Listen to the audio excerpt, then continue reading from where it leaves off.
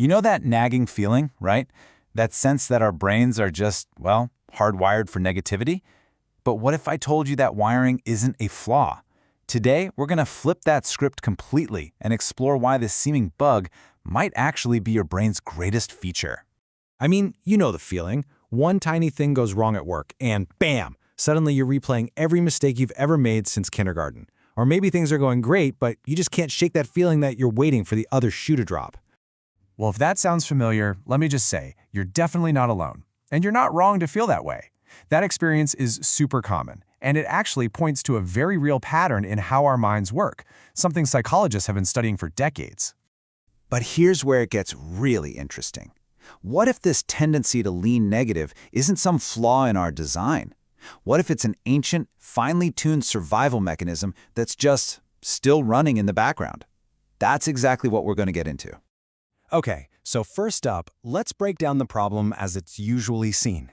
In psychology, especially when we talk about things like depression, this negative loop is a really well-documented phenomenon.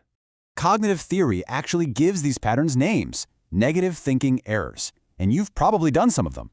There's catastrophizing, where you just automatically expect the absolute worst, or mental filtering, where you could get 99 compliments, but you fixate on that one tiny criticism. These aren't just bad moods, you know? They're powerful mental habits that can literally shape your reality. And here's how the brain can actually build a trap for itself. When you feel down, your brain's memory centers start digging up other memories that match that feeling. It's like a search engine for sadness. And every time you pull up one of those memories, the neural pathway to it gets stronger. It's easier to find next time. It becomes this self-feeding cycle, where the more you think negative thoughts, the harder it literally becomes to access the positive ones. So that sounds pretty awful, right? Like a system that's designed to fail. But what if we've been looking at it all wrong? Let's totally reframe this whole thing, not as a cognitive flaw, but as an evolutionary superpower. So over on the left, you've got the old view. This negativity is a malfunction, a bug we need to fix. But on the right is this newer, and I think much more powerful, evolutionary perspective. This bias is an adaptive feature. It's a tool that helped our ancestors survive, and it's something we just need to learn how to manage in our modern world. We've all heard this a million times, right? Better safe than sorry.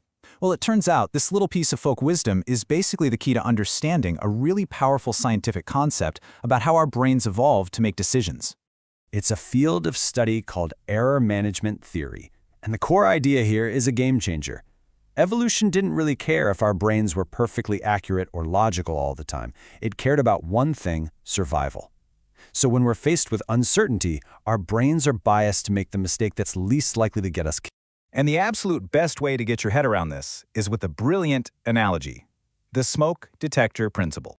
Think about your smoke detector at home. It's a terrible judge of reality, right? It goes off when you burn toast or when there's steam from the shower, but you don't throw it out. Why?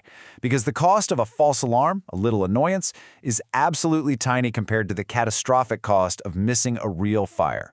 Well, your brain's threat detection system is built on that exact same logic. And this shows us a crucial rule for that internal alarm system. When the cost of missing a threat is super high, like, say, not noticing a lion in the grass, the brain doesn't wait around for 100% confirmation. No way. It dramatically lowers its standards of evidence and just sounds the alarm. It's way better to have a false alarm than to be dinner. Okay, now let's flip that. What happens when the cost of a false alarm is the really high price to pay? Imagine, for instance, wrongly accusing someone of something serious or committing to an unreliable partner. The potential fallout is huge. In those situations, your brain pumps the brakes and gets super skeptical. It demands way more proof before it's willing to act. And you can see these little smoke detectors going off all the time in our daily lives. Auditory looming is that thing where an approaching car sounds closer and faster than it actually is. It's better to jump back too early than too late. It's why you can get a lifelong aversion to a certain food after just one bad experience. And it's why so many of us are primed to be scared of things like snakes and spiders with almost no evidence at all. They're all life-saving glitches. Okay, so this all brings us to the most important question, right? If our brain is running on this ancient survival software, how in the world do we manage it in a modern world where it seems to go into overdrive all the time? Right, because in a world where we don't have to worry about predators hiding behind every bush, this incredibly fine-tuned system can latch on to modern anxieties instead. You know, work deadlines, awkward social events, worrying about the future. It creates those very same negative loops we started with. The key here is that the system isn't broken. It's just running its ancient software in a brand new environment. So the goal isn't to eliminate the bias, because you can't. It's to recalibrate our ancient alarm system. And modern therapies are getting really good at this. They're not about stopping the thoughts, but about changing our relationship to them. Metacognitive therapy, for example, helps you change what you believe about your thinking. And mindfulness teaches you to just see thoughts as little mental events passing by, not as absolute facts. These are all just practical ways of learning to manage those ancient mental habits. So the big takeaway is this. Your brain's negative bias isn't a sign that you're broken.